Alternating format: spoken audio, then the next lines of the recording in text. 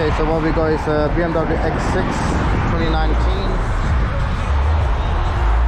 installed with the Audison subwoofer, BMW X10 AS, full active one, everything built into it, all the wiring hidden. Doesn't take up much space.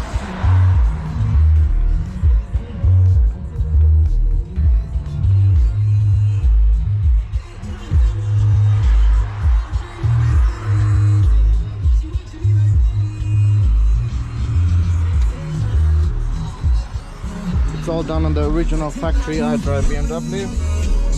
Also bass controller, which you can adjust the bass to.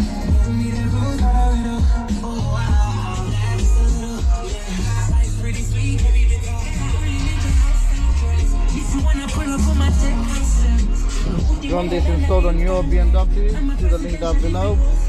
Thanks for watching, make sure you like and subscribe.